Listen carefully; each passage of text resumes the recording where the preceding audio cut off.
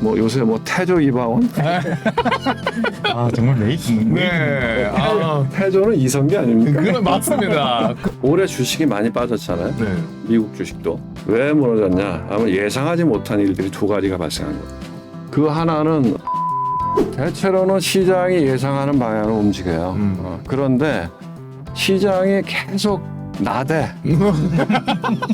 여러분 즐거운 한가위 되시길 바라겠사옵니다. 잘 지내고 계시나요? 자, 한가위 아침에 저희가 정말 추석 특집으로 오늘 또 이렇게 찾아뵙습니다. 과장님. 안녕하세요. 네. 아, 우리 명절에도 그러게. 집에 안 가요, 우리는. 아 저도 안 가요. 네, 시청자분들을 위해서 그럼. 고향을 포기하고 엄마한테 혼나요. 네, 이렇게 나와 있습니다. 여러분들을 위해서. 그리고 저희가 그냥 빈손으로 왔겠습니까? 그죠. 오늘 정말 어렵게 대단하신 분 명절에 지금 귀갓길 귀성길 잠시 저희가 차 돌려가지고 1시간만 부탁드려가지고 지금 찾아뵙습니다. 자, 그러면 오늘 추석 특집으로 정말 이분을 또 만나뵙게 되는 굉장히 영광인데요. 지금 또 소개를 해드리도록 하겠습니다. 이거를 저도 내역 보고 놀랐습니다. 깜짝 놀랐습니다. 자, 그럼 오늘 저희와 함께 해주실 분은요, 전 공무원연금공단 자금운용단장, 그리고 전 프루덴셜 자산운용 대표, 전 한국투신운용 CIO, 엄청난 이력을 갖고 계신 자, 우리 이창훈 단장님과 함께하도록 하겠습니다. 단장님 어서 오세요. 안녕하세요.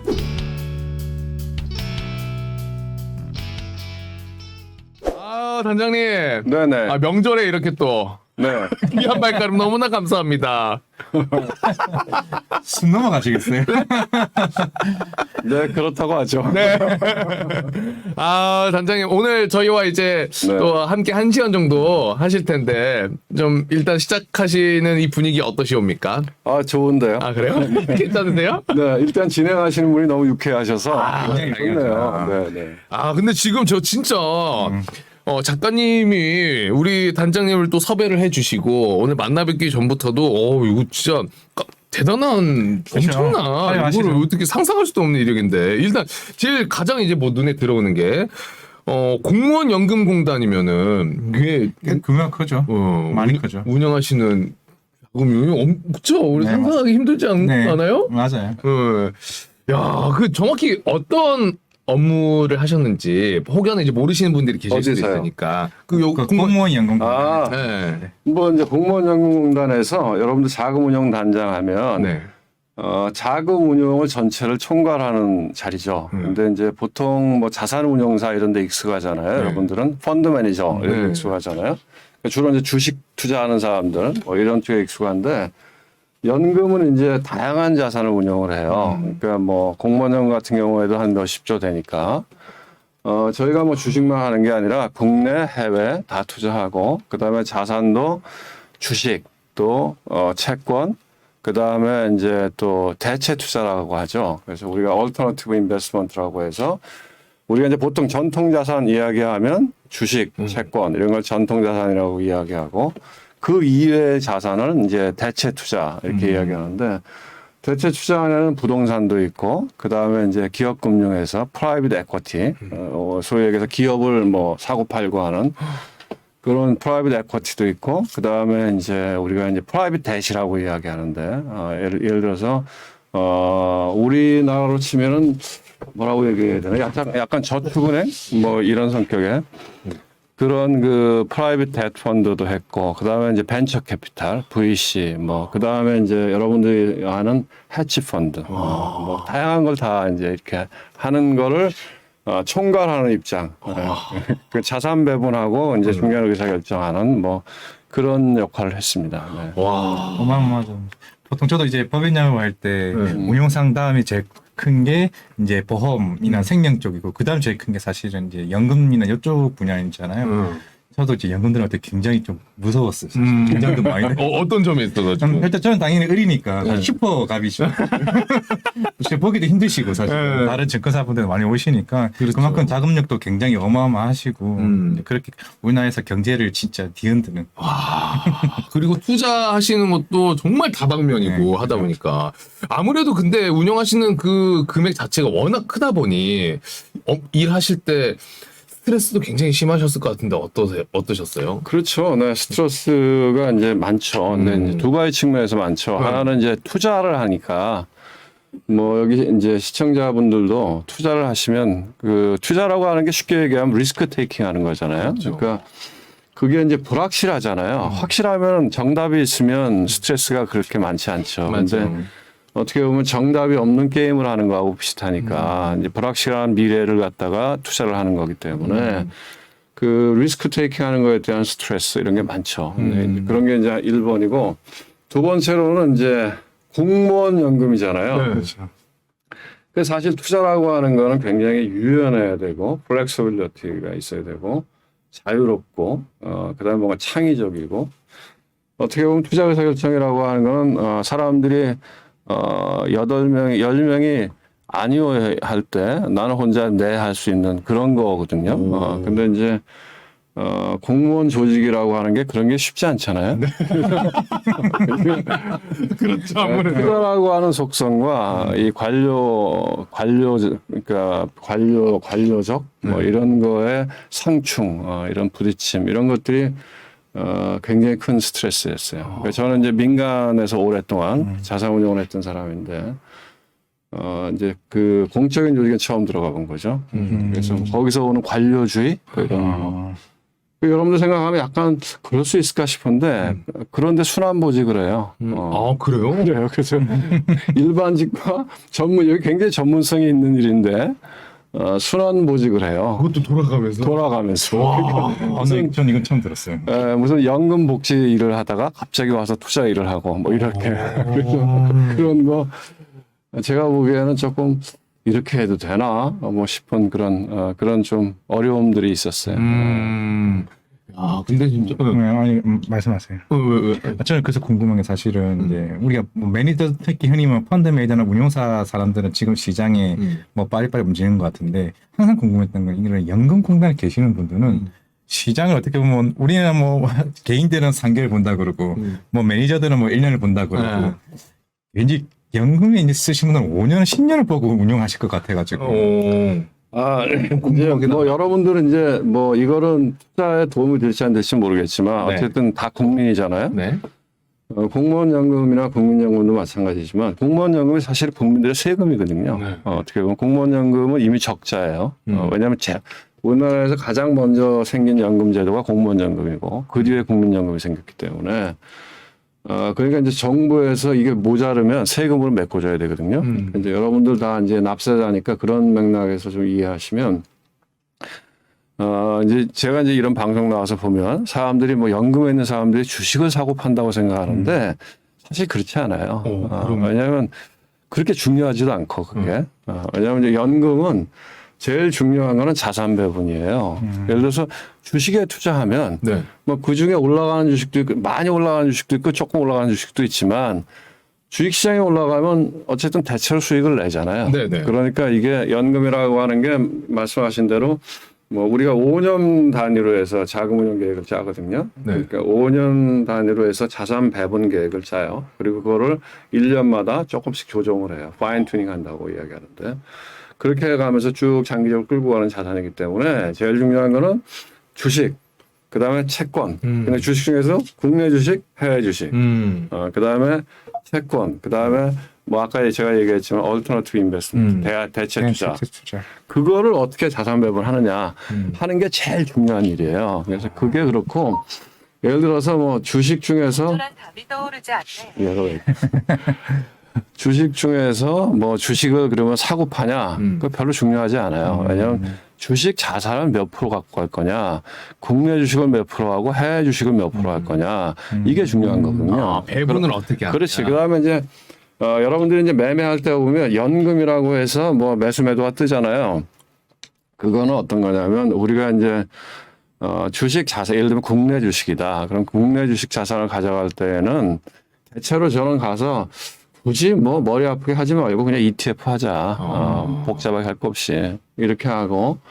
그렇지만 이제 그 중에서 또 우리가 이야기하는, 이제 알파라고 하죠. 초과 수익. 그러니까 지수보다 좀 더 좋은 수익을 내자 하는 걸 우리가 이제 알파라고 이야기하는데, 알파를 내는 부분은 우리가 이제 바깥에 맡겨요. 아웃소싱이라고 이야기하는데, 네, 위탁 운용이라고 얘기하는데, 그걸 이제 자산운용사 같은 데 맡기거든요.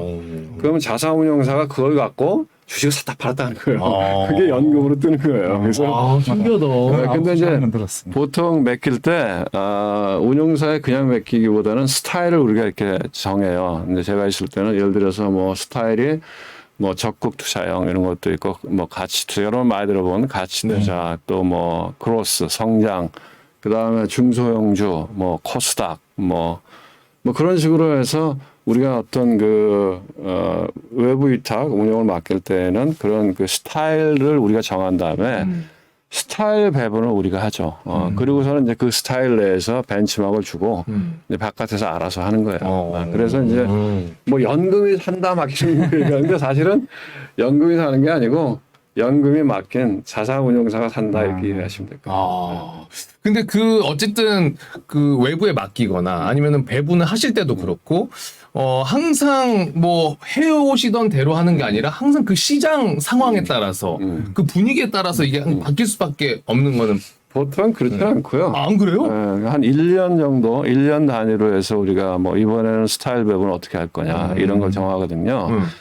보통 그런 계획들을 연말에 다 짜고 연초부터는 이제 그거에 따라 자금 집행을 하는데 자금 집행을 하는 시기는 우리가 좀 조절을 하는 거죠. 분기 단위로 해서 지금은 뭐 요 정도 시기에는 이런 스타일이 좋을 것 같다 이렇게 해서 그렇게 이제 계획을 한 1년 단위로 짜고 뭐 시장이 뭐 지금 예를 들어서 뭐 요새 뭐 태조 이방원 정말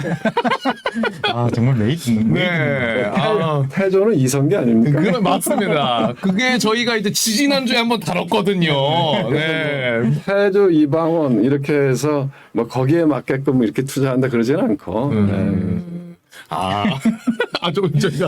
제가 너무 좁게 봤네요. 근데 어쨌든, 이 시장 자체를 굉장히 넓고 뭐 크게 보실 것 같다라는 생각을 저는 가지고 있거든요. 그렇죠. 네, 실제로도. 근데, 오늘 제가 모신 김에 마찬가지로 우리 단장님의 그 뷰도 굉장히 이제 궁금해서 최근에 이제 시장 자체가 굉장히 혼란스럽기도 하고 어려운 상황인 것 같기도 한데 우리 단장님 좀 어떻게 요즘의 흐름을 보셨는지 좀 궁금하거든요. 어떠세요, 단장님? 더 구체적으로 물어봐요. 어떻게 더 구체적으로 일단은 그 잭슨홀 미팅 이후로 파월 의장 그 정말 매파적으로 발언을 하고 굉장히 시장의 변동성이 지금 크잖아요. 그렇죠. 네. 근데 앞으로 지금 이 불안감이 사실 계속해서 어떻게 될 건가 계속 그리고 뭐 심지어 고용은 계속해서 괜찮게 나오니까 금리를 계속 그럼 세게 갈 것인지 아니면은 그렇다고 하면은 뭐 요게 언제쯤 좀 잠잠해질 건지 뭐 그런 우선 제가 이제 나눠서 이야기를 할게요. 네. 이제 시청자분들이 도움이 되도록 뭐냐면 지금 이제 잭슨홀 미팅 이야기를 했잖아요. 그러면 이제 미국의 연준의 입장이 뭐냐? 우리가 이제 페드라고 얘기하죠. 연준이라고 하는 게 이제 페더럴 리저브 보드 얘기하는 거니까 그 페드의 입장이 뭐냐? 이게 제일 중요하잖아요. 네. 페드의 입장은 이런 겁니다. 뭐냐면 일단 물가가 많이 올랐어. 근데 이제 올해 주식이 많이 빠졌잖아요. 네. 미국 주식도 작년까지는 견조했잖아요. 네. 그죠? 근데 이제 올해 미국 주식이 많이 무너졌는데 왜 무너졌냐? 아마 예상하지 못한 일들이 두 가지가 발생한 거거든요. 그렇죠. 네. 그 하나는 물가가 이게 기조적이네 이런 거죠. 인플레이션이 높은 게. 왜냐하면 작년까지는 페드가 어떤 스탠스였냐면 이거는 일시적이라고 생각했거든요. 물가가 올라간 게. 일시적이라고 생각했는데 올해 보니까 일시적인 게 아닌 거죠. 기조적인 거죠. 그러니까 이거 이상하네 이렇게 된 거고 1번.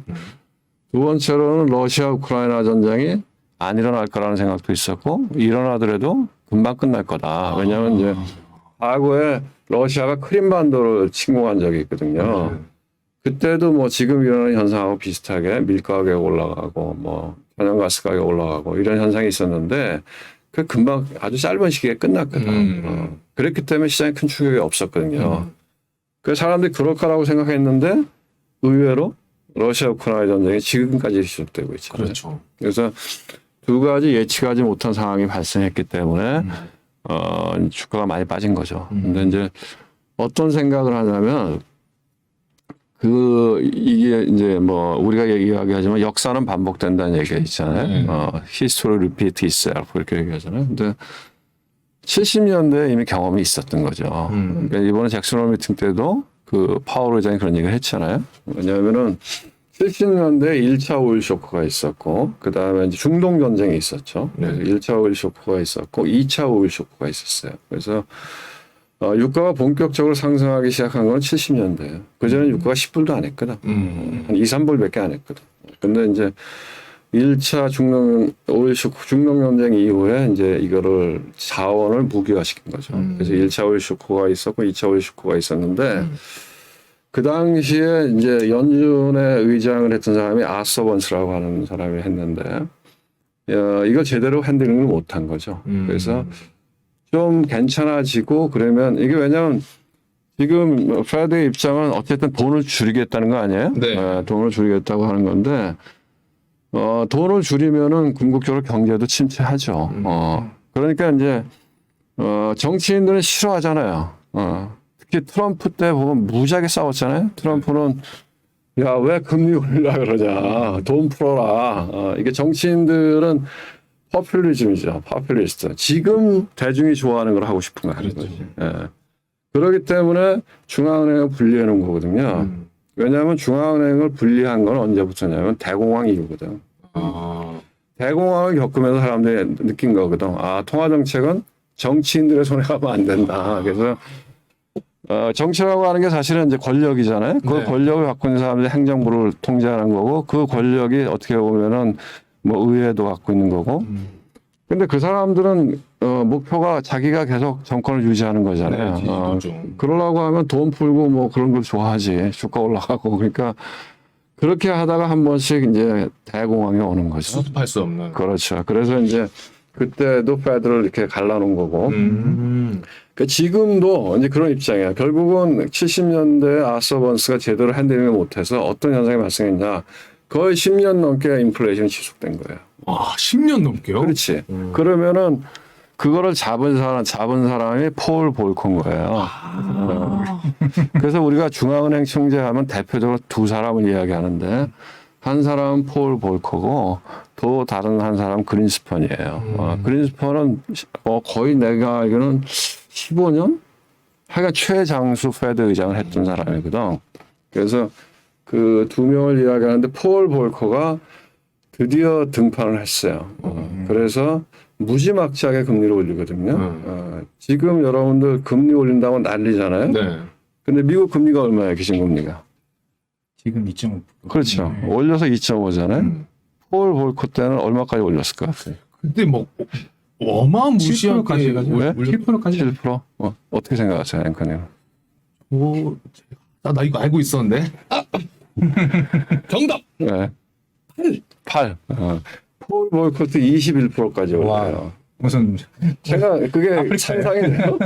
기준금리가요? 기준금리를. 아프리카인데. 21%. 모기 지나 30 되는 거 어떻게 되는 거? 그럼 어떻게 되겠어요? 당연히 경기는 침체하는 거죠. 그래서 폴 볼커는 암살 위협에 시달려 갖고 경호를 데리고 다녔다는 얘기가 있어요. 그러니까 경제를 박살나고 뭐 시위는 많이 일어나고. 그런데 폴 볼커가 등치도 커요. 또 거의 2m였다 그래. 그러니까 어쨌든 그러면서 경제는 침체했지만 오랜 기간 지속했던 인플레이션이 잡힙니다. 잡히고 나서 80년대, 90년대 미국의 장기 호황이 와요. 그래서 안정된 물가. 그래서 폴 볼커를 중앙은행 총재들이 굉장히 중요한 롤 모델로 생각하는 거지. 누가 그걸 할 수 있겠어요? 그 상황에서. 그래서 어쨌든 그런 역사적인 경험이 있기 때문에 파월이나 지금의 연준 위원들은 그걸 아는 거죠. 이렇게 지지부진하다가는 안 되겠다. 그러니까 이번에 잭슨 홀 미팅 때 그런 얘기를 한 거예요. 뭐냐면 7월 달에 파월이 얘기를 하면서 기자회견에서 약간 애매모호한 말을 한마디 했거든. 그러니까 시장은 늘 올라가고 싶어 하잖아요. 그렇죠. 욕망이 있기 때문에. 그래서 시장에서는 심지어 내년부터 금리 인하한다. 뭐 이런 얘기까지 했거든. 그런 기대감이 조금은 그리고서 계속 주가가 올라오니까 이제 연준 위원들이 생각한 거지. 야, 이래서는 안 되겠다. 그래서 착심하고 파월이 나와서 세게 얘기한 거예요. 그래서 그런 맥락이기 때문에 그러면 미국의 연준의 스탠스는 뭐냐? 네. 미국의 연준이 원하는 건 뭐냐? 그럼 물가를 잡는 거죠. 물가를. 제일 중요한 게 뭐냐면 사람들의 물가가 올라갈 거라고 하는 기대 인플레이션이 올라가면 안 돼요. 네. 왜냐하면 사람들이 물가가 올라갈 거라고 기대하면 실제로 그렇게 행동하거든요. 그러면은 뭐 사람들이 물가가 올라갈 것 같다고 하면 뭔가 실물 자산을 사겠죠. 그죠? 그 다음에 물가가 올라가면 실질 임금은 떨어지는 거 아니에요. 그럼 임금 인상을 요구하겠죠. 그러면은 임금을 올려주면은 기업은 수익성이 떨어질 거 아니에요. 그러니까 기업도 물건값을 올리겠지. 올릴 수 있는 데는. 네. 그런 악순환 사이클이 계속되면은 어느 시점에서는 크래시가 일어난다는 거지. 그게 대부분이 대공황이었고 70년대 말 80년대 폭락이었고 이런 거거든. 그러니까 그런 상황이 안 오도록 해야 된다는 거죠. 그래서 좀 연준이 제일 원하는 건 뭐냐? 경기 침체죠. 경기 침체고 주가가 좀 하락하기를 원하는 거지. 그런데 그게 마일드했으면 좋은 거죠. 부드럽게 조금. 그렇지. 소프트 랜딩 하고 싶은 거죠. 그러니까- 왜냐하면 뭐 미국의 연준도 경제를 다 망가뜨리고 싶지는 않잖아요. 근데 소프트 랜딩 했으면 좋겠다는 거죠. 그러니까 뭐 마일드한 침체 그러면서 조금 뭐 예를 들면 실업률도 좀 올라가고 그러면서 시간을 갖고 천천히 물가도 좀 내려와서 이게 안정되길 바라는 거예요. 그러면 다시 이제 새로운 액션들을 할 수가 있는데 지금처럼 이거 뭐 또 올라갈래? 계속 이러면 연준도 세게 할 수밖에 없다는 거죠. 그래서 왜냐하면 이러다가 진짜로 이게 구조적으로 그 인플레이션이 구조화돼 버리면 이건 굉장히 어려운 일이거든. 그래서 초기에 불을 끌라 그러는데 자꾸만 불이 올라와. 그럼 어떡하겠어요. 그럼 배가 계속 세게 나갈 수밖에 없죠. 그래서 시장이 알아서 좀 이렇게 조정받고 이러면은 제가 보기엔 연준이 세게 안 나올 거고 계속 들이밀면 연준은 더 세게 나갈 수밖에 없는 거죠. 그러니까. 일각에서는 뭐 저도 한 번쯤은 그런 생각을 해본 게 뭐가 있었냐면 지금 뭐 자이언트, 뭐 빅스텝, 자이언트 뭐 이렇게 계속 해왔잖아요. 근데 어쨌든 그 힘든 시기가 그럴수록 길어지고 있는 상황이니까 폴 볼커처럼은 아니더라도 그냥 한 번에 확 올려서 잡아놓고 요러면 되지 않을까라는 생각을 해본 적이 있는데 그게 불가능한 이유는 말씀해주신 것처럼 부드럽게 좀 잡기를 원하는 게 커서 그런 거예요. 왜냐하면 이 경제 주체, 이 특히 이제 자유시장 우리가 자유시장 경제에 살고 있잖아요. 미국은. 네. 근데 이제 그 시장 경제가 갖고 있는 굉장한 경쟁력이 있어요. 왜냐하면은 각자의 경제 주체들이 어떤 자기의 이익에 부합하도록 합리적인 행동을 해서 외부의 충격을 흡수하는 능력이 있어요. 그렇기 때문에 이념적으로 보면은 사실 공산주의가 더 좋죠. 그렇잖아요. 뭐 공산주의가 하는 얘기가 그거잖아요. 뭐 자기 능력에 따라서 일하고 필요한 만큼 가져간다. 얼마나 좋아 세상에. 그러잖아요. 공정하게 다 나눠주고 자기의 이익을 위해서 뭐 개같이 돈 버는 이 자본주의보다 훨씬 멋있잖아요. 이념으로만 따졌을 때는 그렇죠. 근데 그게 안 되더라 이거지 결론적으로는. 왜냐하면 인간이라고 하는 것 자체가 그렇게 선하지만은 않다는 거죠. 맞아요. 공평하지도 않고.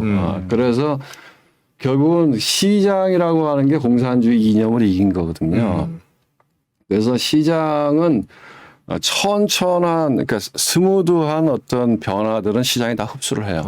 그런데 지금 이야기한 대로 어떤 충격적인 것들이 오면 시장이 깨질 수가 있거든. 그럼 그거 뒷감 나가기 어렵거든. 그래서 천천히 하는 거예요. 그런데 미국의 이 연준이라고 하는 페드라고 하는 데는 비교적 제가 이렇게 시장에서 보면 똑똑해요. 연준은 똑똑해. 근데 대체로는 시장이 예상하는 방향으로 움직여요. 그런데 시장이 계속 나대. 그러면 예. 연준이 한번 충격적으로 합니다. 늘. 그래요. 그러니까 폴 볼커 같은 경우에도 그 전에 닥치를 한 거죠. 아서번스가. 그때 닥치를 해서 지금 우리가 이야기하는 코어 인플레이션 이런 거 많이 들어보셨죠? 근원 소비자 물가. 네.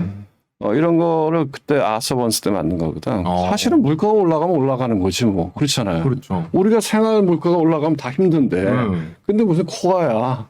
우리가 기름도 쓰고 뭐 먹고 사는데. 근데 이제 그런 것들도 어떻게 보면 약간 물론 경제학적으로 보면 수요 공급에 의해서 결정되는 거 이런 거는 약간 공급 요인이 세니까 빼고 수요 공급에 의해서 결정되는 거를 코어 인플레이션을 해서 좀 이걸 보고 통화 정책을 하자 말은 되는데 제가 보기에는 물가가 많이 올라가는 게 피곤하니까 이거 빼놓고 한 거지. 근데 어쨌든 그런 그 오랫동안 제대로 못 잡았기 때문에 센 충격이 필요했던 거죠. 근데 지금은 뭐 물가가 올라간 지 1년 정도밖에 안 됐잖아요. 네. 1년도 안 돼. 그러니까 이제 집 잡으면 되지. 지금. 잡을 수 있다고 생각하는 거죠. 이렇게 차근차근. 충격적으로 뭐 이야기한 대로 한 5% 올려버려. 네. 그러면 경제 확살 나겠지. 그럼 물가는 잡히겠지. 근데 그렇게 안 하고 차근차근 잡겠다는 거죠. 차근차근. 네, 네.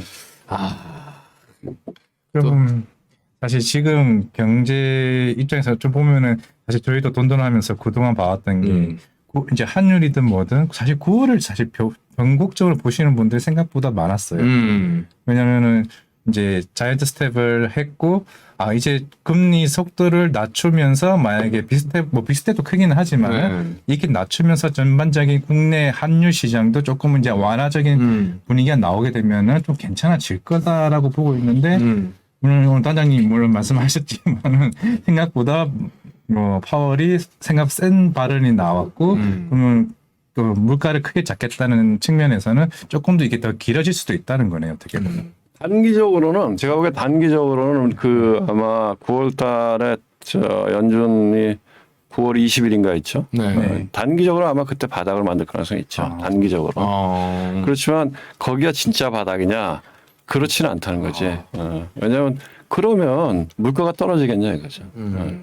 그러니까 미국의 연준이 목표로 하는 물가 수준이 얼마예요? 지금 2%. 8.5% 말씀하시는 거예요? 아니 미국의 연준이 목표로 하는 물가 수준이 2% 아니에요? 2%. 그렇죠. 2% 수준이잖아요. 지금 얼마예요? 8.5%. 갈 길이 먼 거지. 8.5에서 2까지 떨어지기에는 2까지는 안 떨어져도 주식이 올라가려면 최소한 5 이하로 내려가야죠. 5 이하로는 그렇지 한 4 정도는 돼야. 그렇죠. 그렇잖아요. 갈 길이 먼데. 그러네요. 근데 9월에 그게 완성되기는 너무 이제 너무 쉽지 빠른 거죠. 않고. 너무 빠른 거죠. 그러면 지금 어떻게 보면 근데 이제 네. 그때까지 주가가 빠지겠죠. 네. 그래서 단기 바닥을 만들 것 같아. 또 올라가겠죠. 근데 올라가는데 한계가 있다는 거지. 기본적으로 물가가 제가 보기에 한 4% 숫자가 보기 전까지는 주가가 올라가더라도 박스권에 뭐 내가 보기엔 기술적 반등 이런 거지. 많이 빠졌으니까 올라갔다 또 떨어지고 이런 거겠죠.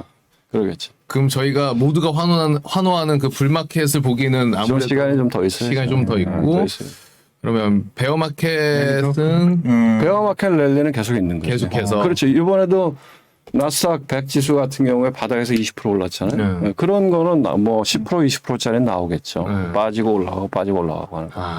그냥 기술적인 반등은 있어도 베어마켓 랠리는 있겠죠. 근데 기조적으로 돌아서는 건 시간이 더 걸릴 거다. 이거. 요새 반등이 힘들겠다. 야 정말 쉽지 않네요 진짜. 그리고 그러면 이제 또 하나 여쭤보고 싶은 게 그 지금 환율도 환율. 와,